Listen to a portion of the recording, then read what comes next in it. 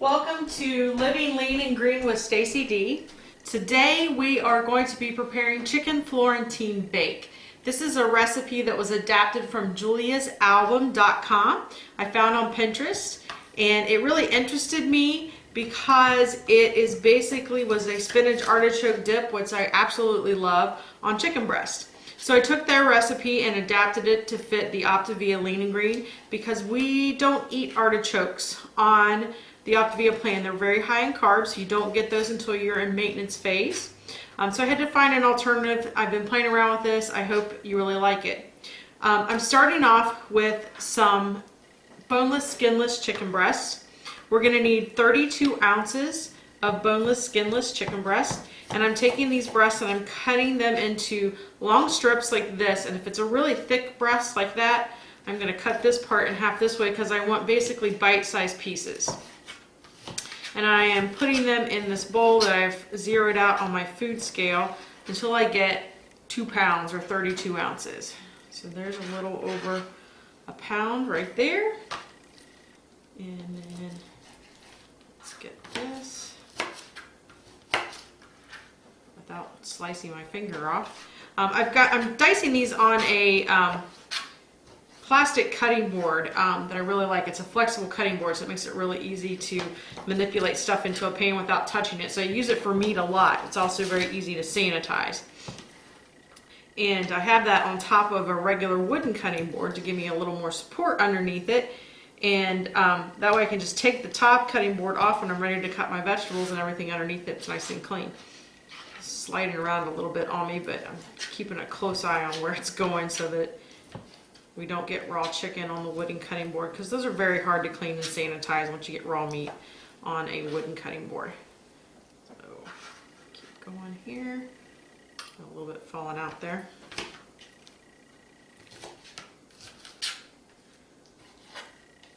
So you just want to get your chicken breast into bite-sized pieces. You could also use leftover chicken in this recipe.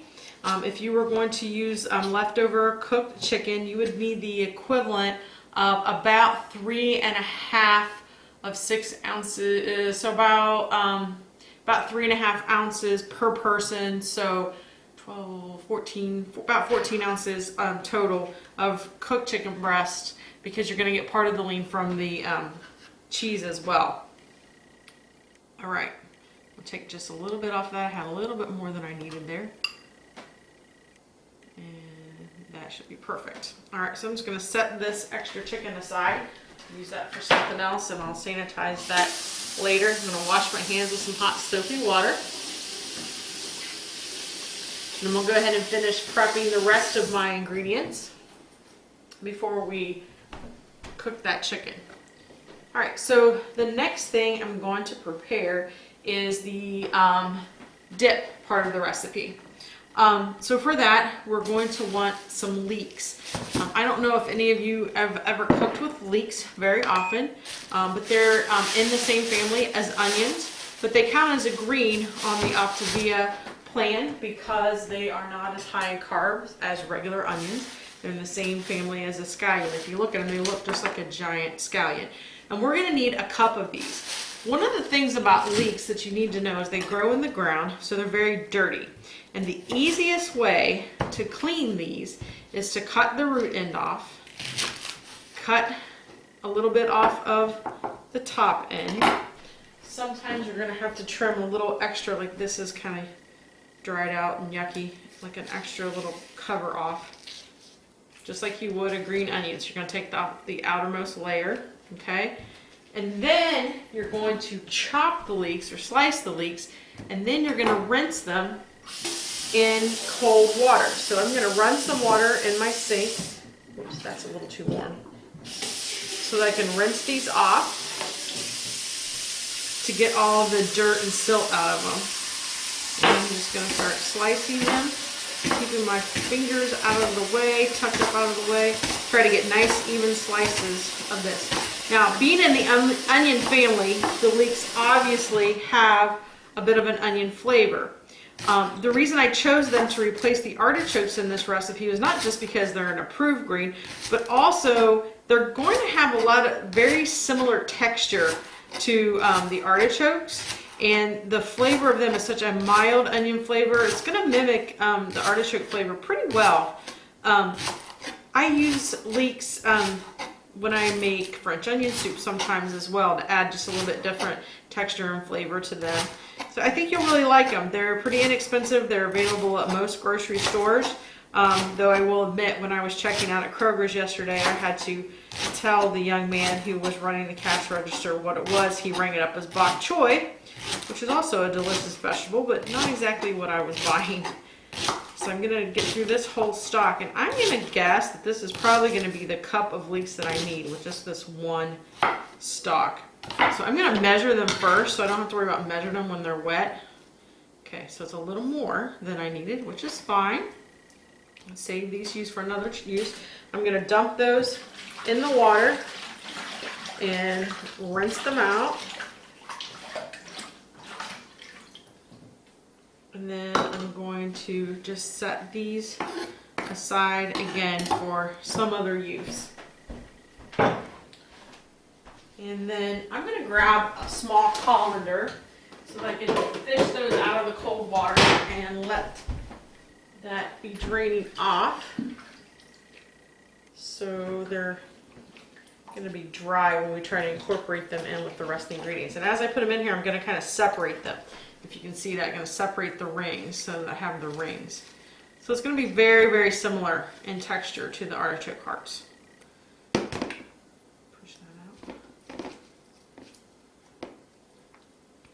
And get some more in here. I'm going to measure those again to make sure they're 1 cup, in case I lost any along the way here.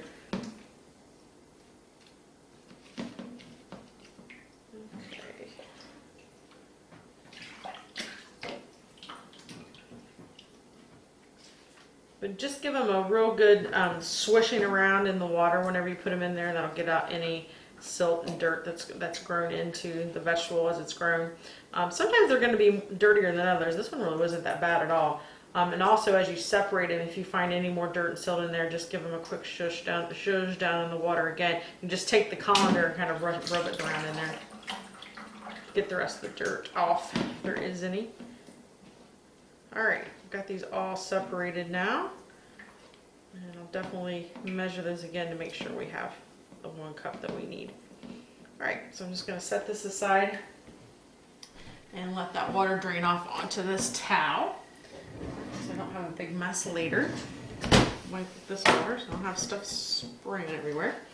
And then we're going to stir together the rest of the ingredients for the dip. We're going to be using 4 ounces of light cream cheese, and this is going to count as 2 healthy fats and 2 condiments in this dish. I've got about, I think I probably have a little more than 4 ounces there. Yep. So about 1/2 brick of cream cheese. Leave that part in there. This has been sitting out on my counter for a little bit, so it's pretty soft. And it's the third less fat cream cheese. You could also use the non-fat cream cheese if you wanted to save even more fat. That's completely up to you. I just don't like the way that melts very well. It's got a weird texture, so I don't actually use it very often. To this, I'm adding 2 wedges of the Laughing Cow garlic and herb light cheese spread. These are going to count as 2 more condiments in the recipe. And they have very similar texture to cream cheese, plus they're going to add some additional flavor there. All right. To this, I'm going to add 1/2 teaspoon of dried basil. Not a super common ingredient in spinach artichoke dip, but we're not adding a lot of the salt and pepper that would normally be added to that. So we're going to get our flavor from the basil. We're also going to add 3 teaspoons of minced garlic, which is the equivalent of 1 tablespoon, in case you didn't know that already. Add that in. Lots of flavor there. If you don't like garlic and basil, substitute something else, or just plain old salt and pepper if you choose. And then we're going to add 3 tablespoons of grated Parmesan cheese that I pre-grated over here. This is from a wedge of Parmesan cheese. If you've watched very many of my videos, you know this is what I tend to use the most often, though I have used low-fat pre-grated Parmesan cheese a few times. So in some recipes that rely heavily on that Parmesan flavor. So there's that. I'll set the rest of that aside. Also to this, I'm going to add some chopped frozen spinach that has been microwaved, and I've squeezed out all the excess water in this with a paper towel.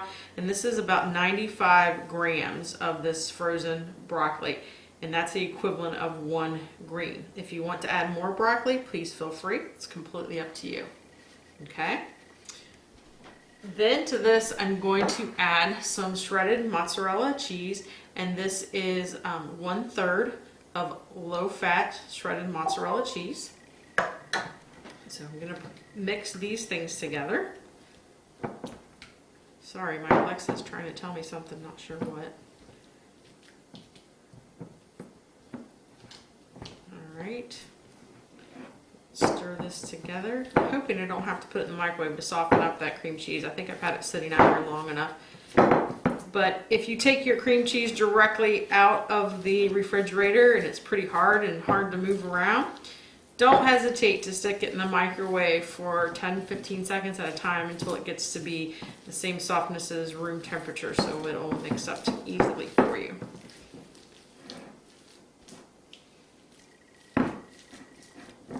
Okay.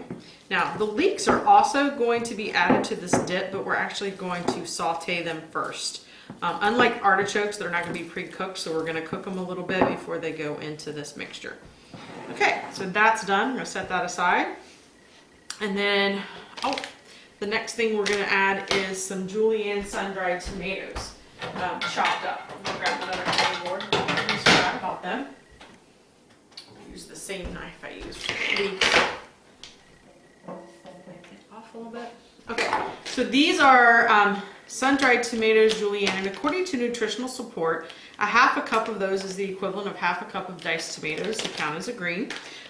These are not packed in oil like the ones we typically buy, because we don't want them packed in oil. We don't want that additional fat. These are the dried ones. And I've already opened this container, and I thought I could get it. There we go. These are really delicious. When they dry, that tomato flavor gets even more intense, and actually reminds me of just like a strip of tomatoey sweet candy. Actually, no joke, it really does, and they're really good just to have as a little snack. So I'm just going to run my knife through these and chop them up, and I want the equivalent of 1/2 cup of them chopped. 1/4 cup is going to go in the dip mixture, and the other 1/4 cup I'm going to save to sprinkle on top once everything is all put together.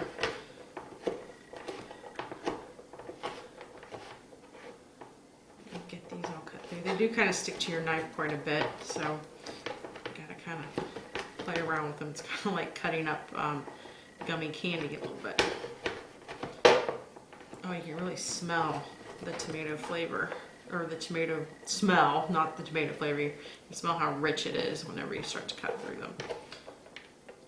Okay, let's see how much we got here. I'm gonna guess that's gonna be not quite enough, and I was right. So let's get a little more out of here. These are kind of an expensive ingredient, but excuse me, I have to sneeze. You normally won't be using very many at a time in a recipe, so I would urge you to go ahead and splurge on them because you're going to really enjoy the flavor profile that they add.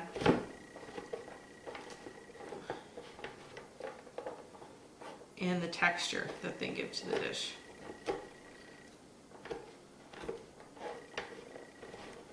Not worried about getting these in even pieces because they're dried. They're basically already cooked. I'm just trying to make them so they're manageable when you bite into them, so you don't bite into something and you get a big old piece that you're trying to break off, chew off. All right, and this should be just about perfect. Yes, it is. All right, so I'm going to add 1/2 of these into this dip mixture, and I'm going to save the other 1/2 with an additional 1/4 cup of mozzarella cheese that's going on top of the dish. Let me get these last little scrapings in here. I hate to waste any of those because, like I said, they are kind of expensive. This package right here I bought at my local Walmart. It's a 3-ounce package. It contains, it says, let me get my readers on. 1/8 of a cup is a serving and 6 servings. So it contains a little bit over a cup of them. And I think it was about $3. I think it was like $2.82 or $2.89 or something like that. So it wasn't super expensive. Definitely worth the investment to get this flavor. So I'm gonna stir those into this dip.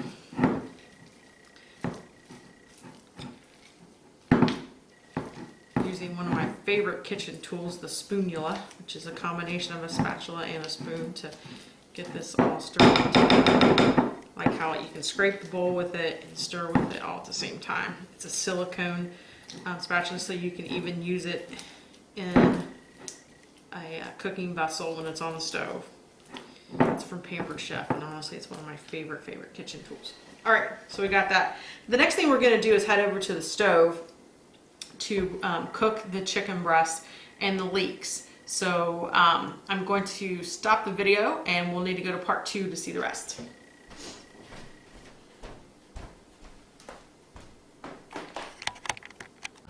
Okay, now we're going to cook the chicken breast and the leeks. I did the math while I was paused, and if you're going to start out with leftover cooked chicken, I think I gave you the wrong amount. You're going to need about 21 ounces of cooked raw chicken breast, or cooked chicken breast if you're using leftovers, or even if you're using like the cans of chicken, which I do a lot when I'm doing casserole. I like the Sam's Club brand of canned chicken breast. It's really, really good, just as if you made it yourself. So I've got my cast iron skillet here heated to medium. I'm going to spray it with some cooking spray, and I'm going to hold on to this in case I need to add more for the leeks. I'm going to drop my chicken in. Stick it over here. When I'm cooking, I like to keep my steak, after I've disposed of all of my trimmings for my vegetables and stuff, I like to keep my steak partially filled with hot soapy water, so when I have something that's had raw meat in it, I can immediately drop it in there and not have to worry about being contaminating everything. To this chicken, I'm going to add a 1/4 teaspoon of salt. I'm using the pink Himalaya salt just because I like the extra minerals I get from that. And I've pre-ground 1/4 teaspoon of black pepper. There we go. That's what I'm going to use to season the chicken. So we're going to let this stir that seasoning in so it gets over all of the chicken. We're going to let this chicken cook all the way through. It's going to take a few minutes. And once again, I forgot my handle cover for my iron skillet, so let me grab that. Meanwhile, I have my oven preheating to 350 degrees. That's what we're going to use. Place the casserole in to finish it up. So it's going to be a lot like that hot, bubbly spinach artichoke dip that we all like to order for an appetizer at our favorite restaurants. But this is going to be a much healthier version, and it's going to be a complete lean green meal. And I don't know about you, but in my family, my little family unit, we really have always liked to do finger foods as meals. Especially when the girls were younger, we would make 2 or 3 different appetizers, and that would be our meal. And we could come up with a pretty well-rounded meal to suit all of us with those appetizers. I apologize. I'm not sure what Elias is. Elias is barking. Probably the post office. The mailman usually comes by about this time. He's a very protective, soft-coated Wheaten Terrier. And he's not a vicious dog at all, but if he thinks that I'm in any danger whatsoever, he goes crazy. While that chicken is finishing its thing, I'm going to grab a bowl to put it in, because I'm going to use this skillet then to saute the leeks a bit. So I've got this cranked up a little bit higher here. On on the heat. You use whatever heat temperature you're comfortable. Now, if I was cooking this chicken and cutting up all my ingredients at the same time, I'd have it on a much lower setting so I could keep a closer eye on it. But I'm telling you, the best meals, the recipes and meals turn out the best whenever you have everything cooked or cut and assembled and ready to go ahead of time, so you can do the cooking part one after the other and keep your attention on your pot or skillet. All right, we still got a little bit more browning that needs to occur here. So I'm going to let this sit for just a few minutes here without stirring it so that can happen. Get the pieces stuck together. There we go. And I'm actually going to cover it with the cover for just a minute to speed up that process. I'll grab that down here real quick. It's just going to speed up the cooking process. Anytime you want something to heat faster or cook faster, put a lid on it. You just got to be careful if it's a boiling pot that you don't end up causing the pot to boil. But even when you're bringing water to a boil on your stove for pasta or rice or steaming vegetables or anything, you put a lid on it, it's going to cook a lot faster for you because it keeps the heat, traps the heat down in there. Okay, so altogether this has only been on for about 5 minutes, so about 5 to 7 minutes. You're going to want to watch the color to make sure that it's all cooked through, there's no pink anywhere. It is going to go in the oven after this, so be sure not to overcook it because you don't want your chicken to get chewy, but you definitely want it to be cooked through. Okay, that's looking perfect. So I'm going to just spoon this out, leaving the drippings in the pan because I'm going to use that to saute the leeks.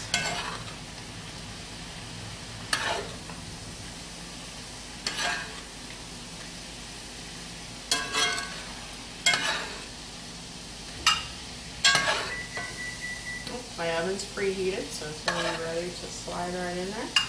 And it's really only going to need to be in the oven long enough for everything to melt together really well. My bowl is almost too small. Okay. Keep losing that piece. It doesn't want to stay in the bowl. It's being protruded. Oh, there's one for Elias. Now he really has something to bark about. He's getting a fresh piece of chicken. All right, let's set this over here out of the way. Elias!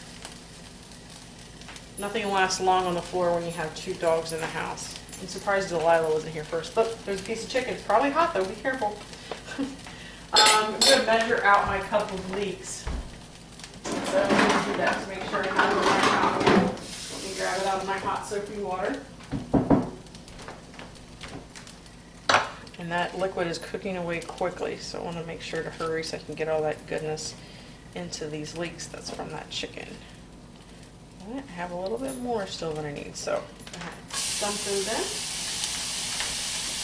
Now, if I wanted to, I could go ahead and add all of these leeks in and just subtract it from the number of greens, because this recipe is not a complete lean green meal. You still need to add some more greens per person, 2 greens per person when you add it to this. And so I'm planning on serving a green salad, so each person gets 2 cups of crispy romaine lettuce with half of one healthy fat equivalent of some salad dressing. So whether that's it has to be one of the salad dressings on our condiment list. So that can either be 2 tablespoons or 1 tablespoon depending on which salad, but the equivalent of 1 healthy fat, because this recipe only gives half of a healthy fat. So this recipe only gives half of a healthy fat per person. We need a half a healthy fat, so that'll be either a half a tablespoon or 1 tablespoon of salad dressing. All right, so we got these cooking. I want them to get brown and a little bit soft. All right, that's perfect. That's all I need. Set that over here and turn this skillet off. Must have been a little moisture on that side of the oven. Okay. Let me check the camera. I'll move the camera a little bit so you can watch the assembly here. Bear with me as we travel. You can see all my mess here getting everything ready. Okay, so the first thing I'm going to do is find the right size pan. I think I set out several because I wasn't really sure how big the pan was going to need to be to assemble everything. And I think this pie pan is actually going to be my best bet. It's actually a deep dish pie pan. I set out several vessels to choose from. So I'm going to spray the bottom of this with just a little bit of cooking spray so we don't have to worry about things sticking. Okay, just a quick spray of that. Remember, this is real-time cooking here. And I am not a professional chef, and this is not Food Network. So we're doing it all as we go. I'm going to put this chicken, actually I'm going to drain off some of this juice. I do not want all of it in there. Got a little bit, but we don't want all of it in there. We always get watery. So we'll put this down here in the bottom. Now remember, this is for 4 people. It's going to be a lot of chicken here. On top of that, first we're going to add the leeks to the dip. So let me spoon them out of this frying pan into here.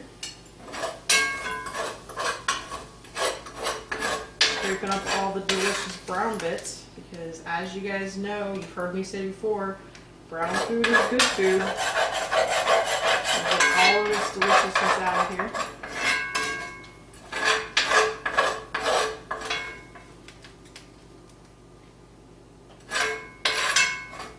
And the reason I chose just to go ahead and add the half a cup of leeks, because that was the equivalent of the amount of artichokes that it called for in the recipe. And I didn't want it to be overwhelming so that there wasn't enough of the cheesiness to go around on the chicken. So we'll stir this together. The heat from the leeks should make that super easy to do. Make sure they get all evenly distributed in this topping.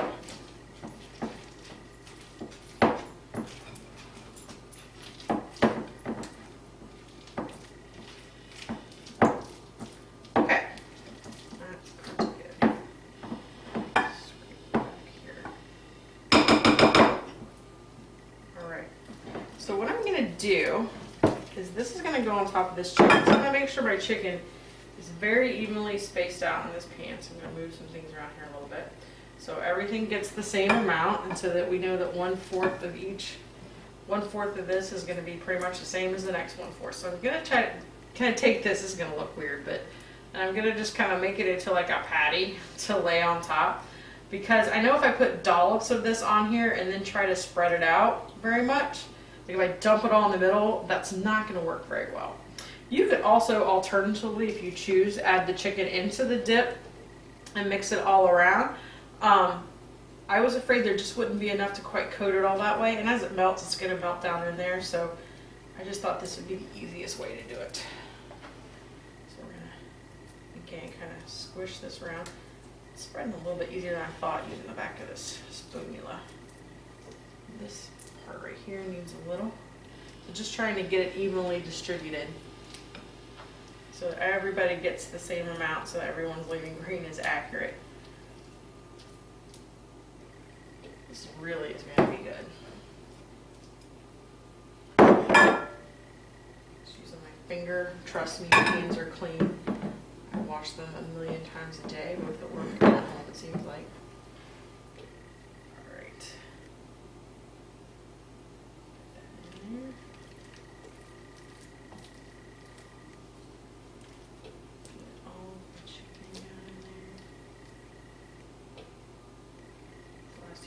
Don't want to stay covered for me. There we go. Now, what if you don't like spinach? Then I would suggest using some other green vegetable that you do like, whether that's chopped broccoli or asparagus or something like that. But definitely recommend using something green so that it's prettier. But you could certainly use cauliflower or regular tomatoes if you choose. But spinach is really, really healthy. It has a lot of vitamins and iron in it, and so I would suggest sticking with this healthy version. And honestly, the way this is prepared, even people that don't like spinach usually like spinach artichoke dip. So I believe everyone will like this. So I'm going to take the mozzarella cheese that we're sprinkling on top. This is a 1/4 cup, and I'm just going to spread it around. Again, trying to get it as evenly as possible. Spread as evenly as possible. Mixing up my adverbs and adjectives there, sorry about that. Okay, and then the rest of the chopped, diced tomatoes. Now, because these are sun-dried tomatoes and they're kind of dry and there's not any moisture on them, I worried when I read this recipe about them getting easily burnt or scorched under the oven because they don't have any real moisture of their own. And so what I do a lot of times when I'm making a casserole or something that has a crumb topping and I don't want to use butter because I'm trying to make it a little bit healthier, I do this. I take the cooking spray and give it a little spray across the top, okay? So that way those sun-dried tomatoes have a little bit of moisture to them and hopefully not scorch in the oven. So this is gonna go into a 350-degree oven. I'm gonna check in about 20 minutes and I'll show you the finished product soon. Okay, so here is our finished product, the chicken Florentine bake. Everything's nice and brown and bubbly. Get a plate so you can see how delicious this looks. And remember, one serving is about 1/4 of this pan, so I'm just going to kind of divide it a little with my spoon before I start dishing it out. I think I got off kilter just a little bit right there. Let's get this corner right here. Put this on the plate. The diced tomatoes still got just a little bit more brown than I would like, so I think probably what I would do differently is put them on top of the chicken underneath the spinach leek combination so that they're not sticking straight out sort of thing. So there we go. Didn't dish up as pretty as it looks in the pan, but that is the finished product. I'm gonna grab a spoon here so we can take a little bite. A little bit of that cheesiness, piece of chicken.